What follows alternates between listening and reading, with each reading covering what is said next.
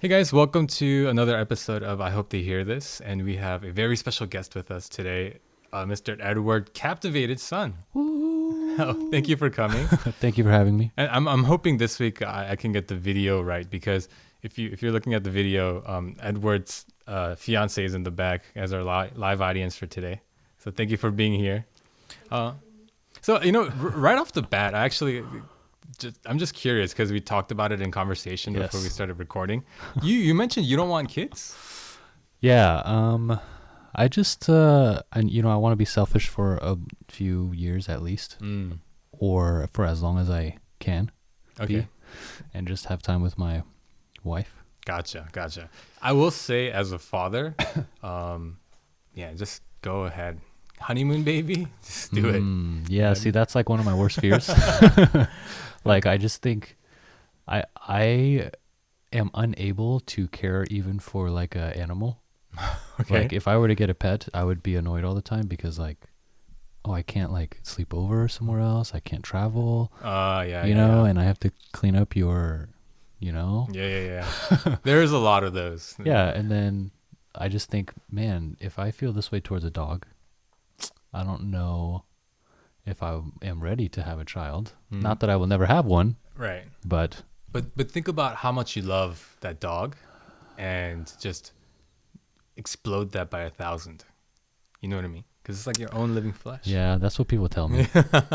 All right. So maybe one day. I'll convince you. I'll try to convince you throughout the course of this podcast. Okay. But because I'm just thinking of where to even start with our conversation, because I feel like if there were a person who embodied the term creative juggernaut, it might be you, because you kind of have your fingers in everything, music, design.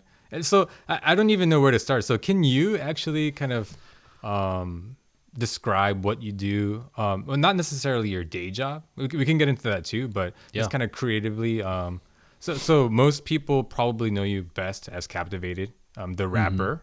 Yes. But I know there are other things that you do. So can you just give us a description? Yeah. Well, yes, I am a rapper. I release songs and I write songs and perform under the name Kaptivated with a K. Yeah. And then I'm also a graphic designer. And so I mainly do that at my day job. Okay. And so are you a graphic designer, like, by title? Yes. Oh, okay. That is my title. Oh, graphic design. I'm the only graphic designer at my company. Oh, wow. So that is my job. Are you okay divulging what company you work at? Yeah, I work at Brain Trust Creative. Okay. They're in Buford, Georgia, and it's a 4-person creative agency. And there's a owner, of course. He animates everything, and he does live event production, stuff like that. He is a creative juggernaut, truly. I strive to be like half of what he is. Okay. And then we have a video guy, Uh-huh. and then we have a project manager / handles all the logistics of every project. Gotcha. And I am the graphic designer. So do you guys kind of do like marketing, branding kind of stuff for other companies, or? Yeah, so we do, we offer 5 services: video production, graphic design, live event production, installations, environmental installations. What is that? It's like, like when you go to a museum. Yeah. And there are like special, they present the information in a very special, engaging way. Uh-huh. So there's like conferences that clients have. Like, for example, we had a client who was going to have a conference, and then there was like a construction zone in the conference. So like they were like worried, like, oh, people are going to come, but they have to walk through this huge construction zone to get between buildings, and like we're worried. So they were like, can you transform the space into something engaging? So we built a tunnel of light, like the walls were all screens. Okay. And then we built that from scratch, and then we installed it and everything, and then make sure it was running and everything. So that's one example. Okay. But we do that kind of stuff. And the last thing is graphic design. Okay. Did I say graphic design? Yeah. Well, because that's what you do, right? Yes. Yeah. Oh, wow. Yeah, I think and animation, motion graphics. That's the last. So what is it that you guys mostly focus on? Is it like advertisements or is it like infographics for those companies? For the most part, so our biggest graphic design client, not in terms of the size of the client, but in terms of the volume of the work that we produce for this client, is Perimeter Church. Oh, okay. So they have like campaign, like sermon series graphics. They have in-service templates. They Right. have like they print books with like all the serving opportunities. They print books. Oh, this is how you can pray for your city. They have literally just tons of stuff and like pop-up signs and like foam core signs, like everything. Like especially for Christmas is like the busiest time of the year. I have made like 200 plus things for them. Wow. And so we have to, so I'm designing all of that stuff. We do programs for like, there's this one client is the American Society of Mechanical Engineers. Oh, okay.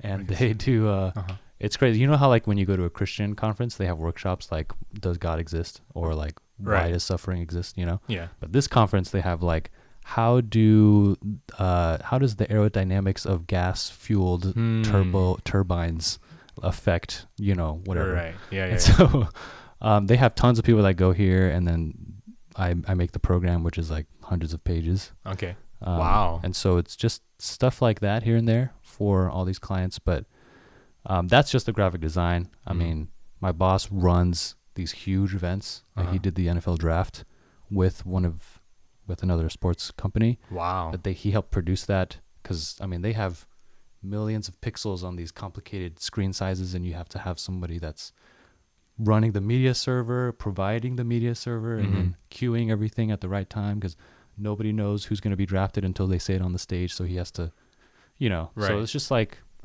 those types of things. Then does he kind of set up all the equipment, like where the screens are going to be and all of that? Or yeah, so for a huge event like that, for bigger clients, there's always a team.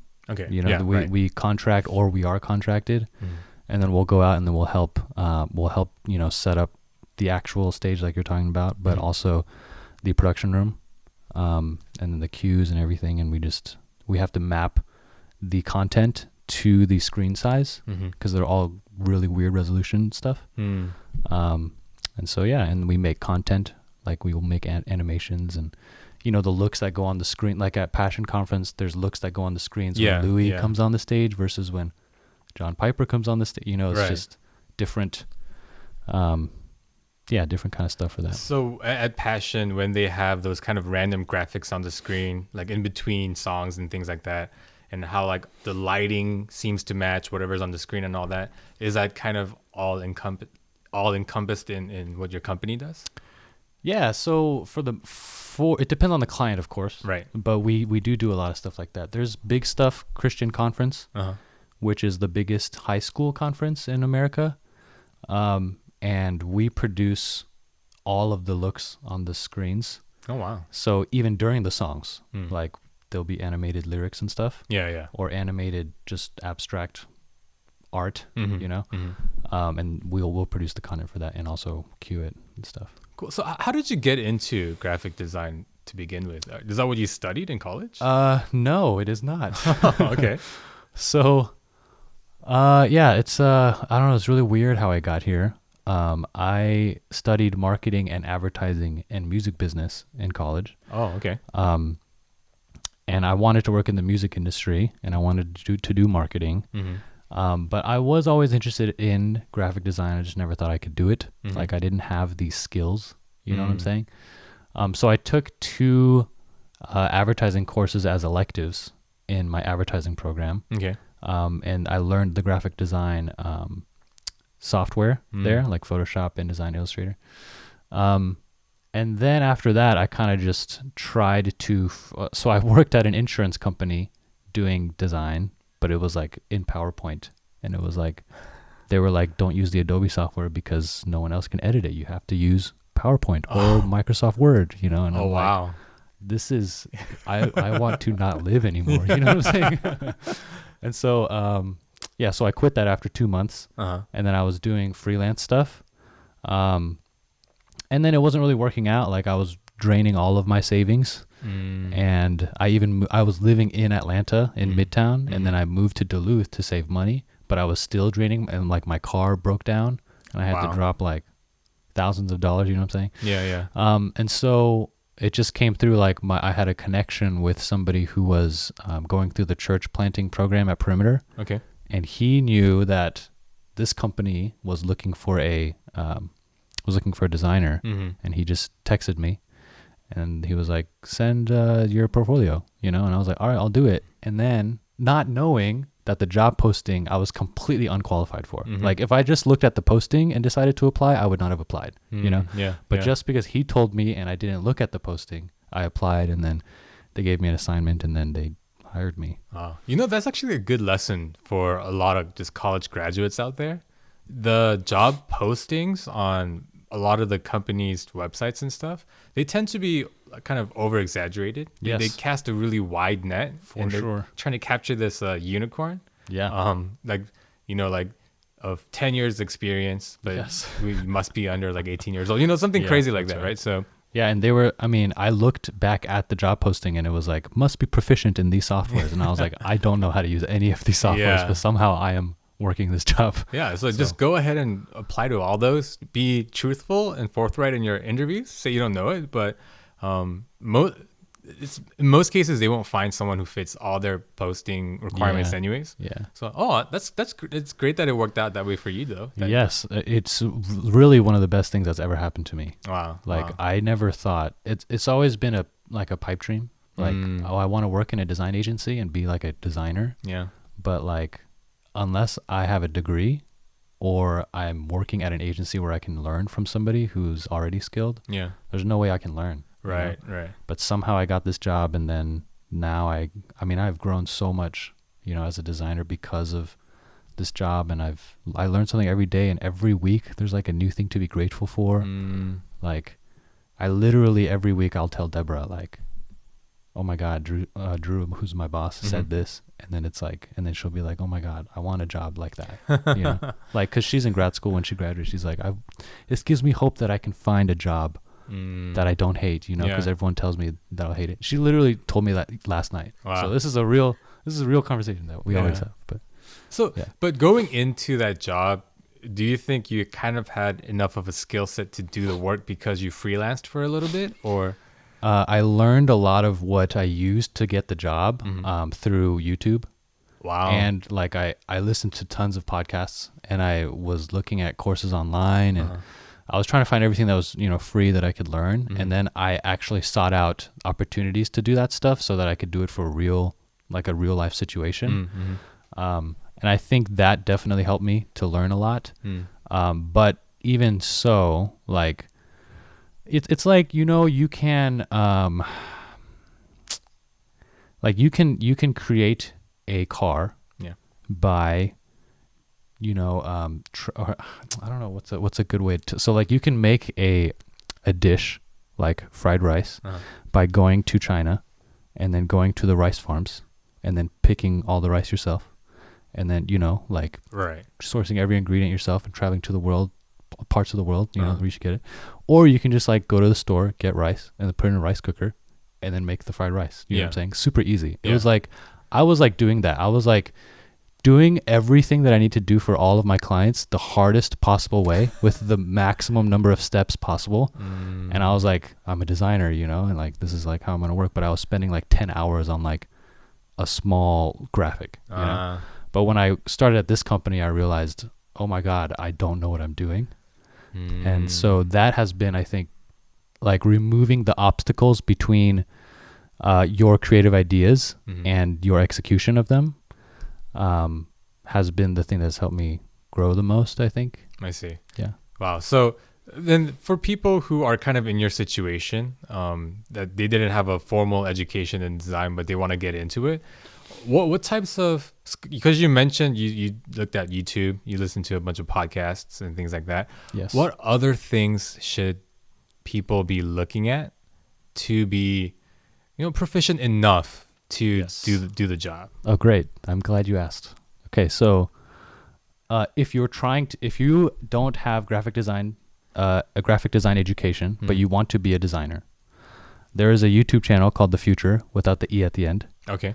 I'm sorry you're not going to get sponsorship money for this, but but their mission is to eliminate the need for design school for designers. Wow. You know, Okay. they want to teach, they want to train self-taught a billion self-taught designers. I think that's like their mission. Wow.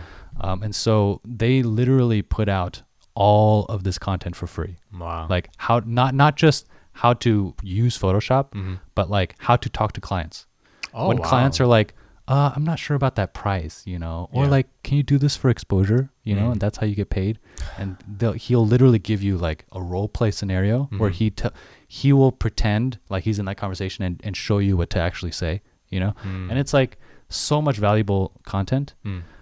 And that's one thing, but another thing is there's so many Instagram accounts now Mm. that there are so many talented designers, and I think that in order for you to create great art, you must consume great art. Mm. Yeah. Yeah. And so, I have a completely separate Instagram account just for design, separate from my music, where I only follow designers that inspire me. Wow. And so that just helps me grow like all the time. Like I just open it and look, and I'm like, wow, I didn't think of using this that way or portraying this idea that way, you know? Yeah. Yeah. Yeah. And every day I find more. It's just, I think right now is a really good time where there's a lot of designers, Mhm. but not too much to where there's an obstacle to entry. Like Mhm. you're going to have a friend who knows somebody who's starting a business or whatever and needs design, you know? Right. Yeah. It's not like photography, which is super saturated right now. Like Mm. everyone you know has a camera and takes pictures, Yeah. you know? Yeah. Yeah. And so I would just strongly encourage whoever is in that position to, you know, search up design resources just on Google Right. and then keep up with them, you know, Yeah. and then continually consume them and continually create.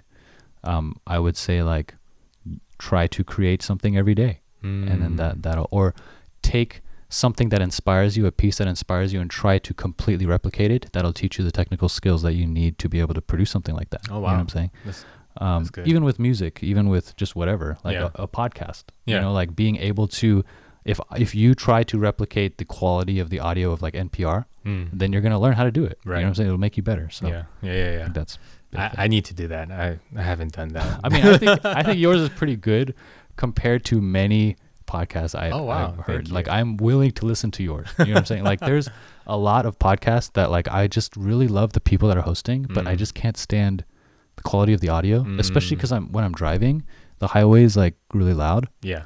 Yeah. And it's just I want a comfortable listening experience. That's You know? true. Yeah.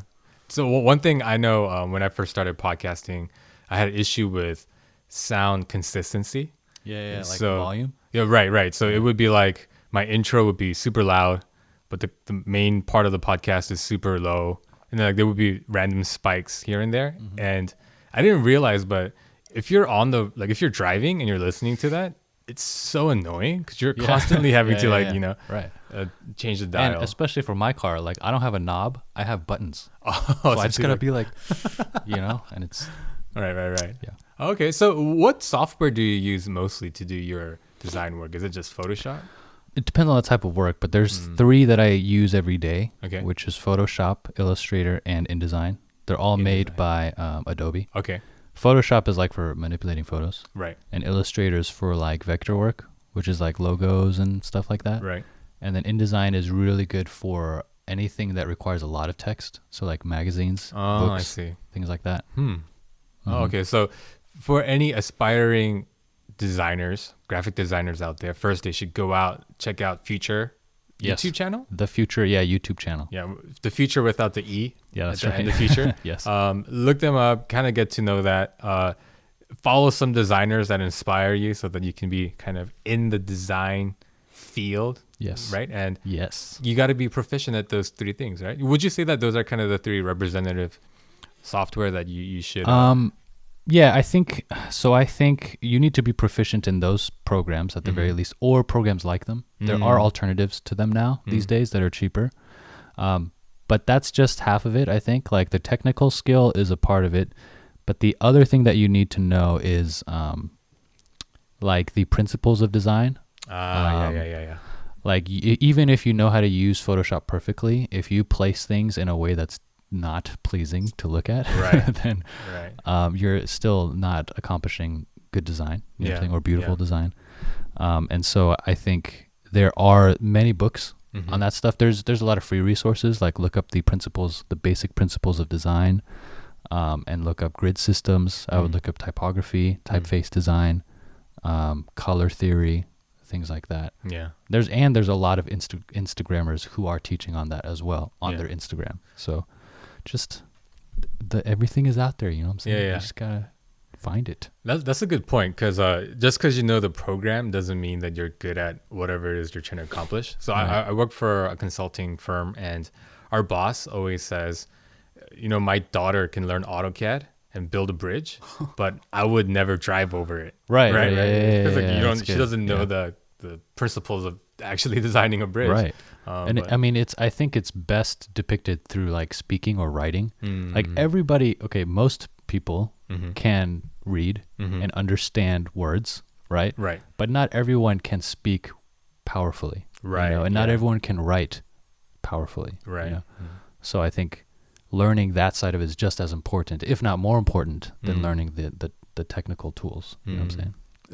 So was design kind of something that you always wanted to do, or was it kind of just something you stumbled upon as you were getting your like advertising music? Yeah, it was definitely that. There was a YouTube channel. There's this YouTuber called, before there were like all of these resources, you know, before everyone wanted to be a designer, and it was like a thing, a cool thing to do, you know what I'm saying? There was this one designer who started a YouTube channel, and she talked about like logos, why are they good, why are they bad, and like this is the world of graphic design. And like she worked at like YouTube her first year out of college, designing like the upload page that you use right now is like designed by her. Oh, okay. And then she quit after a year because she wanted to do something else.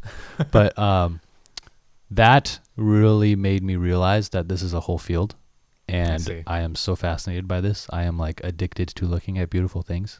That's like to the point where I think it's like a problem for me sometimes. Wait. Is it a problem, Deborah? Yes. Okay. Okay. Yes. No, yeah. It's a like before I go to sleep, I'm like, I'm going to go to sleep now. And then, no, I need to look at these people's work. And then I go on Instagram. It's really, every person I've told, they're like, that's very interesting, you know? But yeah. Oh, okay. So you're kind of in the field that you're passionate about then.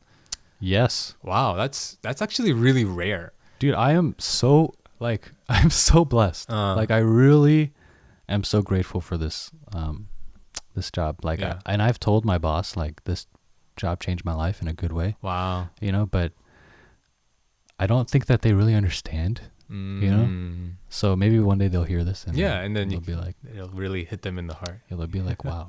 I had a graphic design professor in the advertising program, and I emailed her like a few months ago, and I was like, because she came up to me and she was like, I think these tools come naturally to you. You should pursue this. Wow. You know? And then I remember that. And then so I emailed her and I was like, thank you for saying that. Now I have a job, you know, and I'm doing what I love. And then she was like, this is the email that everyone who is a teacher becomes a teacher to receive, you know? Awesome. And I was like, dude, it literally happened. Like you know, I wouldn't have pursued it if people didn't tell me that. You know what I'm saying? Yeah. Because one thing I do for a lot of the guests that come on this podcast is we kind of talk about what they're passionate about, and then I try to convince them to quit their day job to go pursue that passion. It's like you don't need to. I can. If you were going to convince me of anything, it would be to stay at my day job. Yeah. No, for as long as I can. It's great because it gives the listeners the knowledge, or I guess they can kind of understand now that there are passions out there that can be compatible with day jobs. Like they don't always have to be mutually exclusive. Yes. So that's great. For sure. Wow. So do you think you're gonna stay in the design field long term, or do you see yourself? Yeah, I want to be a designer for the rest of my life. Wow. And I want, like, I have written, like, over Thanksgiving break, I was writing my 10-year goals, and they are all related to design. Oh, wow. And so, yeah, like even this 2020, I'm even contemplating not working on music at all. Interesting. so that I can really focus on design. Okay. But I mean, Well, then I don't know. I probably will. that's a good segue into your music because let's talk about your music, right? You're a rapper, and I mean you're very good. Well, Like thank you have really good Appreciate songs. So like I wonder why would you want to stop? Like, is it purely because you feel like design is like you're more passionate about design? I think that's part of it. Okay. And just to add a little bit more context, I ask because I feel like you're a like locally very well established rapper. Like I feel like most people who know you know that you rap, and a lot of people probably like that you meet for the first time. They're like, "Oh, you're Captivated, right?" Like that. I'm sure that happens. If they're Korean Christians, then most likely yes. Yeah, yeah. But So like everyone else, I don't know having about that. accomplished all that, like Yeah. I wonder. Like I'm just curious. Why wouldn't you want to keep after it? Yeah, I think a lot of it has to do with my insecurity. Like I don't think that I'm good. you know? Really? Yeah, and the reason is because there's a lot of musical people that I respect who don't seem to give me respect as a real musician. Interesting. And so because of that, but those same people have told me you are gifted in graphic design. You know, you're gifted in marketing. And so for me, either, like there's certain people who are, you like, they matter too much to you for them to say stuff like that just casually Right. and not have an impact. You know what I'm saying? Yeah. Yeah. So those people that I really respect have said, not that you suck and you need to stop, Right. but more like you clearly have a gift in graphic design and your skill in music is just blossoming now. It's kind of like, and for me, I always had that fear, like I love music, but like, what if I can't do it? And always in the back of my mind. So of course that will color the lens through which I see what they're saying. You know what I'm saying? Yeah. And so it's very difficult for me to fully pursue something really hard if I always have that lingering doubt that I can't do it. You know what I'm saying? Like with graphic design, I feel very strongly that I can do it. Yeah. But like music is also not just like rapping. It's not just like writing songs, but it's also performing. It's also making yourself marketable. Yeah. It's also like networking with people in a not in a unusual networking environment. You know what I'm saying? Yeah. Like you're at a music venue or something in a green room and it's super loud, but you're like connecting with people. Yeah. And it's also the type of thing where your product is yourself. So when people don't like your music, it's also hard to be like, oh, they don't like my music. It's not they don't like me, because it's kind of like you don't say most people don't say I like Justin Bieber, but I don't like his music. Right. They'll be like, I don't like Justin Bieber. You know what I'm saying? Right. And so for me, I'm just I really care about what people think of me. And I think it's really, there's this one singer who said, the most dangerous place for the human heart to be is on a stage. And I think it's even more so for me. Like when I see someone and they don't like seem as excited to see me as I thought, I will think about the past 10 years, like every single interaction I've had with that person. Wow. And then I'll be like, could it have been because I did this that one time 4 years ago that they don't like me and they've been holding this grudge for this long? Right. And then I'm just like, and then I bring it up to them. They're like, oh no, like I was just tired, dude. Yeah. You know what I'm saying? You're an introvert, huh? I'm actually an extrovert. I'm an ENFJ. Interesting. Yes. Okay. But you're like, do you like role playing a lot of things in your head? Like playing out scenarios? I wouldn't say I like doing it. Okay. But I do it. Yeah. I overthink things a lot and I'm very introspective and I like evaluate the things that I've done and the effects on other people. I mean, at the core of it is that I want to be valued. Yeah. And I don't seek that in the gospel. And I seek that in other people. And that's the core of the problem. I see. So that's why I think like music where your face is at the forefront and your persona is at the forefront versus design, where your design is at the forefront, not you. Also is difficult for me to thrive in. I see. Until maybe one day I am completely victorious over this, but wow. I don't know. Wow. Yes. Because it's just hard for me to take this in because I didn't see or know that about you at all. Like that you had any sort of insecurity. Like I feel like those kind of insecurities should be reserved for people that haven't released any songs yet. You know what I mean? Like, like if you look up your name on Spotify, you have many songs with thousands of listens. So it's just... Yeah, that's true. I mean, I think I have overcome there was a period of time where I would not even have, done that. Like not even released on Spotify because I'm like, oh, it's too permanent. Like I can't get rid of it, whatever. Oh, really? You can't take songs down? It's complicated. Oh, wow. Okay. But I do think, I'm a very broken person, and the reason why people look at me and don't see that I care so much about what people think and their disapproval cripples me is because I care about what people think. You know what I'm saying? I have made an effort to make people like me and not see me as an insecure person. And that's why, like, when I released those songs, 2019 and All Over My Life, like, a lot of it was me admitting that I'm terrible, and it was me like talking about how I had to learn that I am not as good as I want to be or as I thought, and it's not me, it's God. You know what I'm saying? It's all God. Even the people that I thought were the most like Christ in my life were actually also so broken. Right. And so that's kind of, everything is like connected, Wow. Yeah. So I need to ask, if you were stranded on the deserted island and you had your graphic design stuff, or you had a choice, your graphic design stuff or the ability to like produce and write songs, and no one was going to see any of those things. Okay. Like you don't know how long you might just die on that island. You don't know if anyone's going to see any of those things. Which would you do for yourself to just kind of fulfill you? This is a really great question. It's really great because I think my answer would be music. Okay. Even though right now I love design more. Yeah.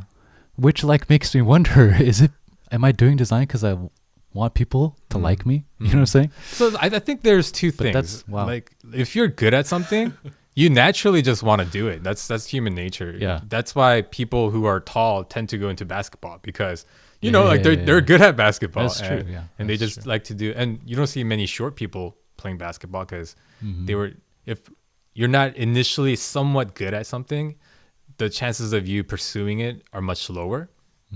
So I asked the question because, like if you enjoy music, and there are clearly people out there enjoying your music as well, should the opinions of a few people really matter?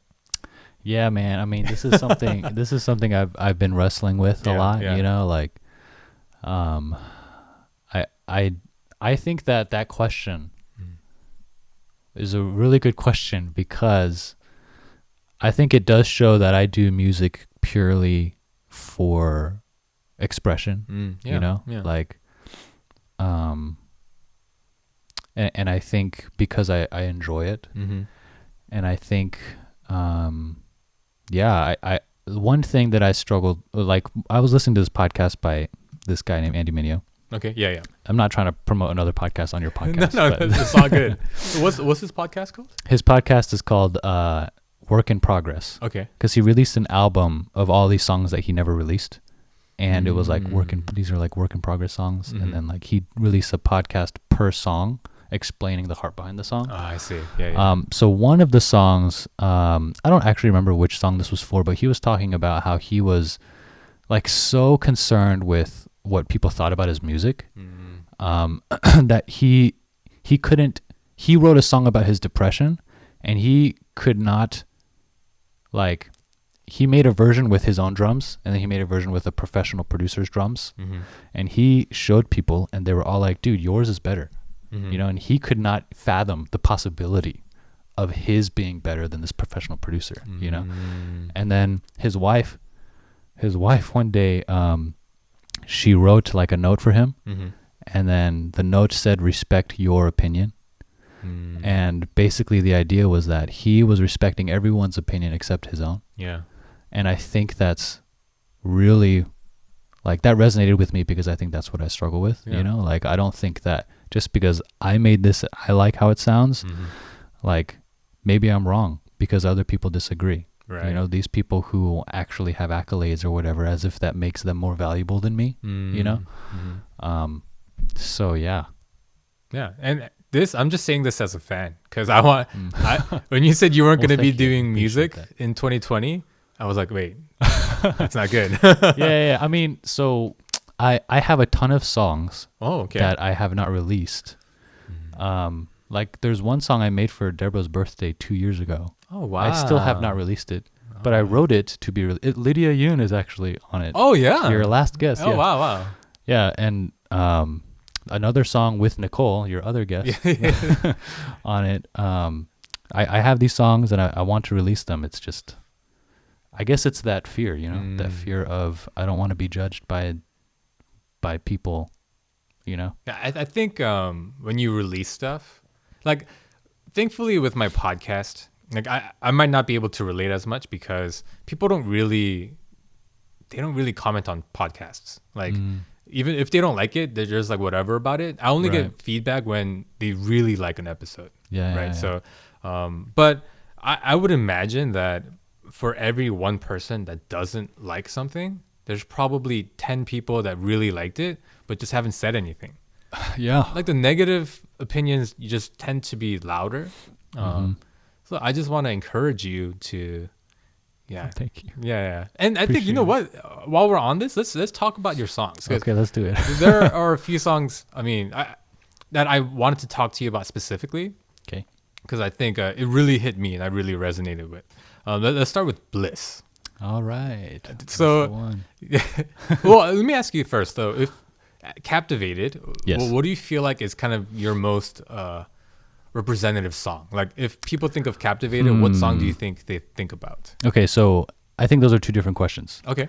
I think what song I think represents me the best now, like what represents who Kaptivated is and who Kaptivated will continue being, is 2019. Okay. That song. But I think the one that people think of when they think of me is Bliss. Okay. Because I performed that song like twice a week for like 2 years or something. Oh, wow. Like, it was like, Wow. I really like talk about like, milking the cow or whatever. I don't know I forget what the saying is. Yeah. But like, I really, used it to the very end. But I feel like that song has such a good message behind it, because we're both Asian American. Yes.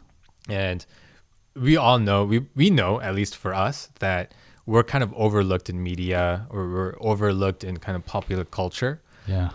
But you kind of, the way that you present the song and that message is by saying, these people that don't know about us, they're happy in their bliss of not knowing about us. So let's not take that away. Like, that's kind of how you start off, right? Yeah. But your last, is it a verse, last bridge? It's like a last chorus. Yeah, last chorus. You kind of Change flip the it chorus. Yeah. to say, like, it's like we have to take that bliss away from them, because now we have to be more vocal about like who we are as Asian Americans. Yes. But not only that, I feel like that's the overall message, but you kind of go into specific historical events that Asian Americans went through, right? So let me just ask you first, what was the reason you wanted to create this song? Like, what like triggered it? Yeah. So 2015 is when I wrote it. Okay. In 2015, so the version that's out says 2016 Atlanta, but when I wrote it, it was 2015 Atlanta. Okay. But what was happening was, it was the beginning of this whole rising controversy about police brutality. It was shortly after Trayvon Martin, and throughout the year, more and more, instances. And It was a combination of me seeing that more up close and personal because I interned at Reach Records that year. Okay. And it's a multicultural label. Mm-hmm. And we talked about that stuff all the time there, like, and I would talk to black people, white people, Latino people, just every race. Mm-hmm. And everyone had their opinions, and I was thinking about it a lot. And not only that, but I listened to a lot of Christian rappers, Mm-hmm. and it seemed like all of them started talking about it, making songs about it. There was a designer I loved that made a shirt that says "I can't breathe." I mean, it was like, Right.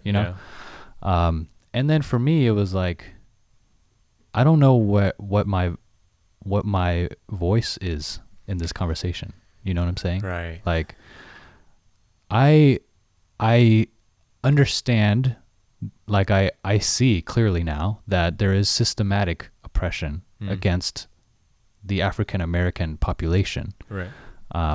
But I can't say from personal experience that the system is set up to oppress minorities like me, because I have benefited in all the ways that white people benefit. Right.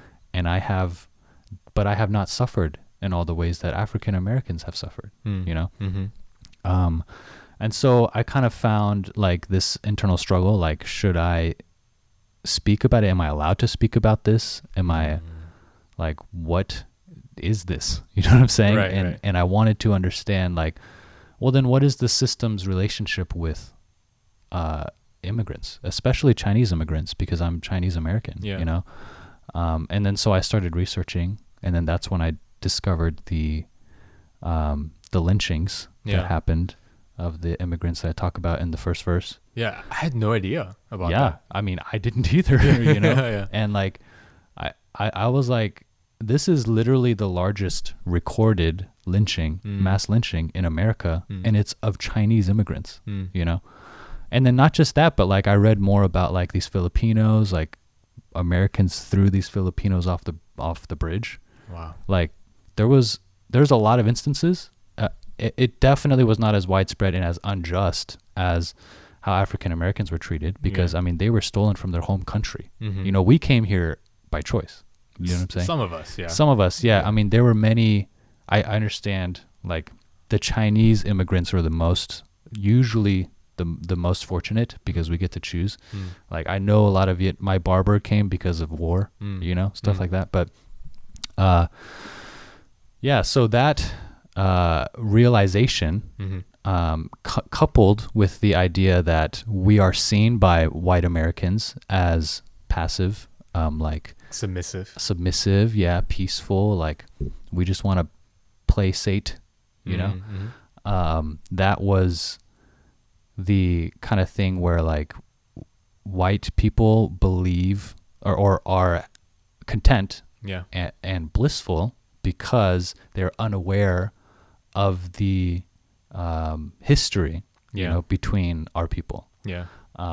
But I approached the song the way that I approached it because Asian Americans are unique, because we are raised in a culture that teaches us to not be vocal. Right. You know what I'm saying? And to be passive.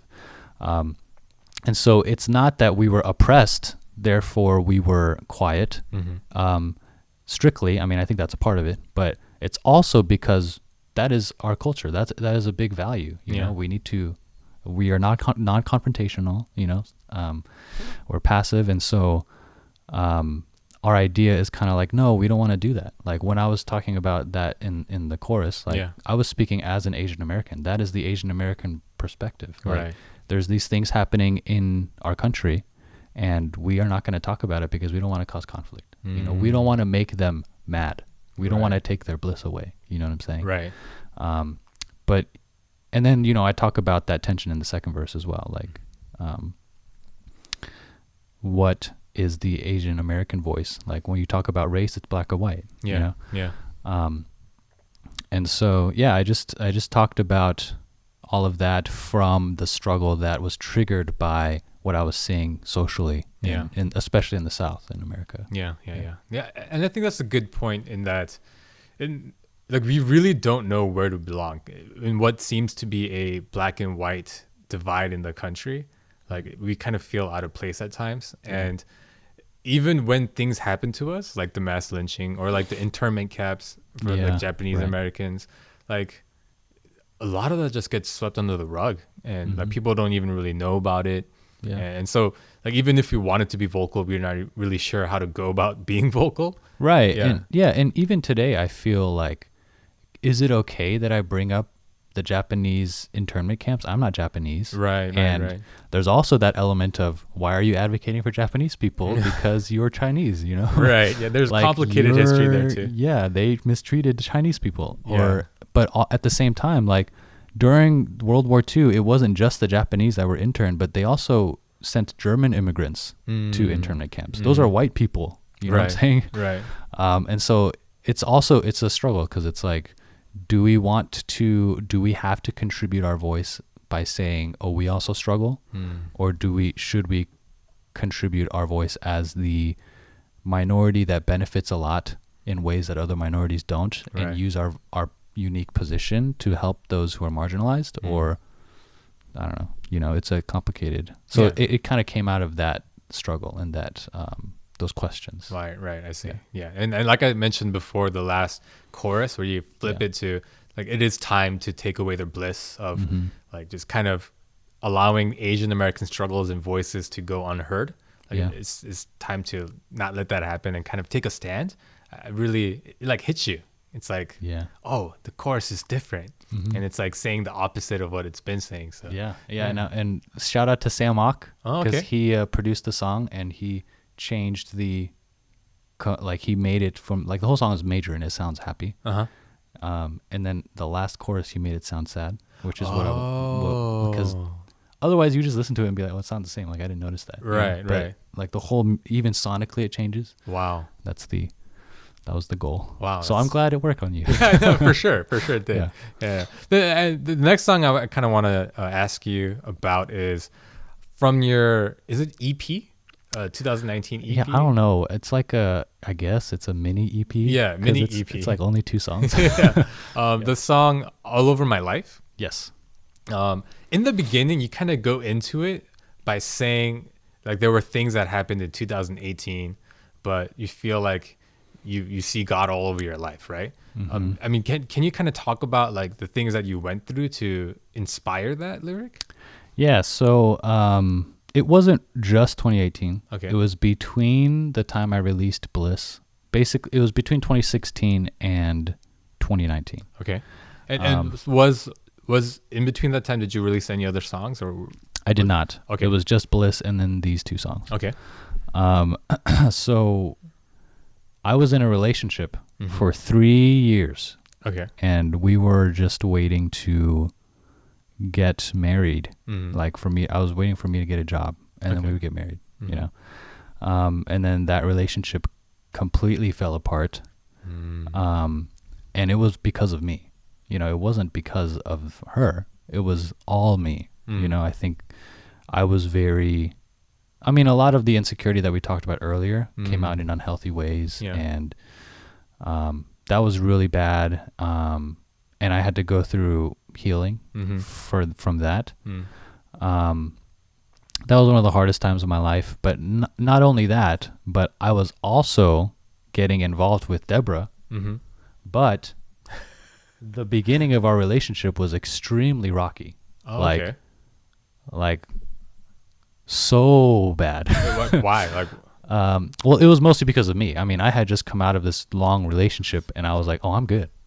You know, but I wasn't good. You know what I'm saying? You still kind of had that baggage. Yeah, I had a lot of baggage. Yeah. And I hadn't taken it to God. I hadn't dealt with it myself. You know, and I was trying to involve this new person, who doesn't have the baggage. She's never dated anyone else. Okay. You know. Wow. And so like, it was just a lot of like, she would cut me off several times, and I would be like, oh my God, why? This is the end of my life, you know? Like cut you off as in like not talk to you? Yeah. Yeah, completely. And I just had to face the music, you know? I had to be like, this is what I did, and no one is responsible for the situation I'm in except myself, you know? That's one thing. And then another thing, while that was happening, I got into this car accident where I was the driver, Mm. and I had 2 passengers in my car, one in the passenger seat and one in the back seat. Mm-hmm. And after this accident, my car was totaled, and I was okay, and my passenger was okay, but the back seat passenger was not okay. Oh man. Like, he went to the ICU. He was in a coma for a while, and they had to do surgery, remove a part of his skull so his brain could swell and all of this stuff. And even to this day, like, he is not the same. You know, like, thankfully he survived, you know, but like, that was really, like, ever since that day, I have been constantly wrestling with, like, my mortality, you know, like, when you're young and in college, you think you can live forever, you know, like, you don't say that, but the way that you act is like that, you know what I'm saying? And so I just think, like, that really made me struggle with, like, I really need to remember the purpose of my life. That's why I say in 2019, like, I forgot the reason why I am living and the reason why I'm captivated. The reason why I'm captivated is because of God, you know? And I just think, like, I was living in a way that I didn't really understand. I forgot why God put me here. Like, there's a verse in the Bible when Paul says a civilian does not get entangled, or a soldier does not get entangled in civilian pursuits. And that whole idea was like, I am entangled in civilian pursuits. I see. God doesn't owe me anything. He could take my life whenever and be just. You know what I'm saying? Yeah. But yeah. Okay. Because Deborah's here. Can you actually come over real quick? Please. Share the mic. Because I'm curious about your perspective on the rocky start of the relationship, and ultimately why you stuck through it with him. Oh man. Yeah, it was rocky, as in there's not just multiple times I had to cut him off, as in all communication. We really, like, tried to start as friends again, and you know, like, once you start liking someone, you can't rewind and go back and let's just be friends. Yeah.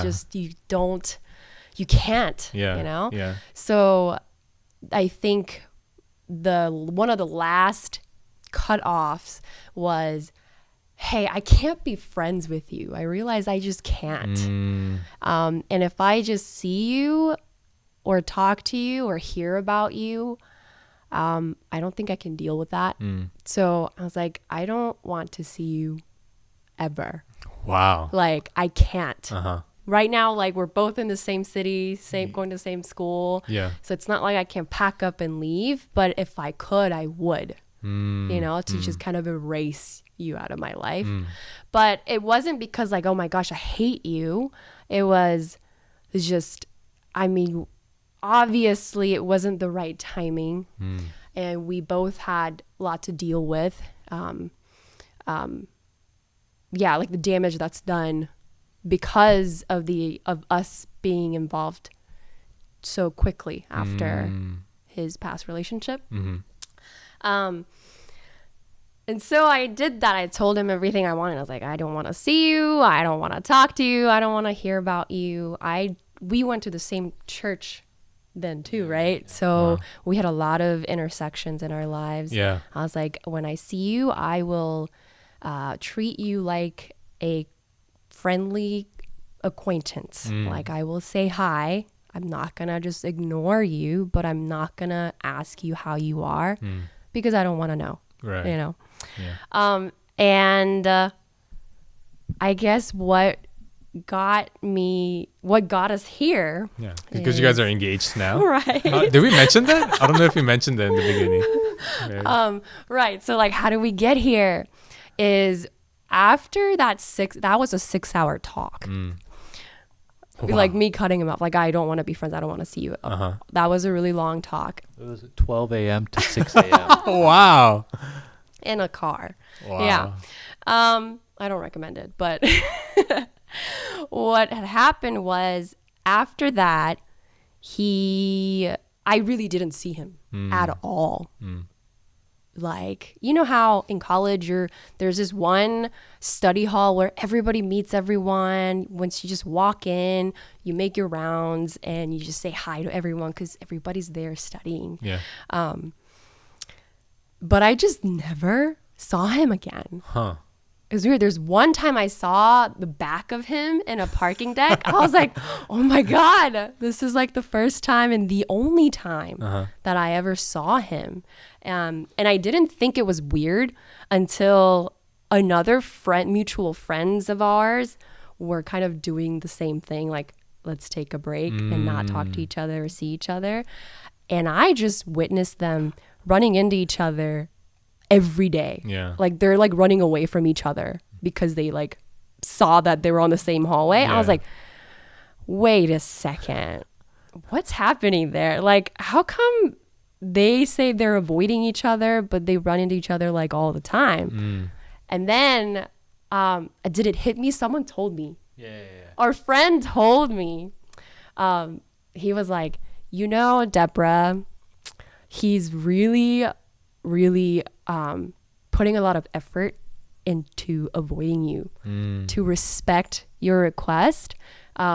He's taking alternate routes to get to everywhere. Oh, wow. Yeah. Wow. So when I heard that, I was like, oh, I just thought, you know, we just don't, our paths don't cross that much if we don't try. But he was actually trying really hard, you know, because we go to the same church, we have all the same friends, and we serve in this Christian ministry at school too. So I mean, it was just then I realized, oh my God, I didn't do anything. I just went about my day, and he's the one who really took it up in himself to help me get what I want, right? To move on. Wow. So I think that was, like without me realizing at that moment, but that was a big turning point, realizing, oh, I am respected even when I said I didn't want to see him ever again, you know, like who does that? Right. Right. So then I think I went to talk to him. I was like, okay, time out. I just want to tell you, like, you've changed, you know? I think one of the biggest thing before, biggest struggle we had in our quote, quote, rocky stage was I would say something and request something and it would never be heard. I see. Right? Like I would tell him, I need to think about this alone and I'm going to go talk to my discipler. Just don't text me for like a day. And I'm meeting her like tonight. And then that evening he texts me like these long paragraphs of like his reflection on the issue. And I'm like, okay, I'm glad you're thinking about this, but what did I ask of you? It was just for the rest of the day, you know? But that was just like scattered here and there. But he really, you know, showed up. And when you found out that he was taking alternate routes and stuff like that, it was to you, oh, he finally heard me. Yeah, it was mind blowing. Oh, wow. That's an interesting story. I would have never guessed. Wow. Yeah. So what I learned was, like, right after she cut me off, because she cut me off and she was like, I need to focus on God. I can't focus on God with you in my life, you know? And then this guy who was discipling me, he told me, it's clear in this whole situation that the person who cares the most about Deborah's sanctification is Deborah. If you, the role of a husband is to be like Christ, who gave his life not just for his bride, like he didn't just die for her, he died to make her blameless, right? To sanctify her. That's the role of the husband, of the man, you know, and you do not care about her sanctification more than your own pleasure, you know? And then I was like, oh my God, you were right, you know? And then I was like, I need to care. And he was like, yeah, if you knew that you were a hindrance for her, you should have been the one to bring up that you need to leave her life, you know? And then I was like, oh my God, you're right. Wow. I totally understand what it means to love, you know? And then that's when I started avoiding everything. Wow. So this was all kind of what you were talking about in the beginning of All Over My Life? Like, did the rocky start of the relationship kind of, was it part of that? That's part of it, yeah. I mean, I only had time to list two things, which was my ex before It's Deborah. been 3 years since she left is, I think, the line, right? Yeah. It was, yeah, and then the accident, which was the other thing that I mentioned. Should I leave? I mean, sorry, it's awkward. Yeah, you can go back, sit down. Thank you, Deborah. Oh, my butt. We were sharing a seat. That's why I don't want to just say that, and people wonder why I said that. Okay. So, wow. So, but your outlook in that song is very positive, right? Because you kind of start off with these, the sad things or kind of, unfortunate things that have happened in the past, but you go on to say, like, God's all over my life. Yeah. Was there a specific event that happened that helped you realize this, or was it just kind of more of a, I have faith that this is going to happen? It is just a theme of my life, man. I mean, it's like, it's when there's those moments when you look at your life and then you think, wow, this is so different from where I was, you know? Even right now, like with the whole conversation we had about my job, it's the same thing. It's like every week I'm like, wow, I cannot imagine, or I cannot believe that I am here when I was there. Right. You know what I'm saying? And I think like finally starting to date Deborah, like when I wrote this song, we had been dating for almost 6 months. Okay. So it was kind of like, this is a thing now, like we're actually dating and it's not going to be another cutoff. You know what I'm saying? Right. And so it's like just me realizing that, and in the second verse, like I talk a lot about how suffering is actually good, like it's a part of life. It's a season, Right. And it makes you grow. And it's like there's a verse in the Bible that is for the moment all discipline seems painful, but in the end it yields the peaceful fruit of righteousness, right. And I think I have seen that firsthand so many times, like year after year, and that's what I wanted to capture in that song. Like there's a quote by Charles Spurgeon that where he said, I have learned to kiss the wave that throws me against the rock of ages. Wow.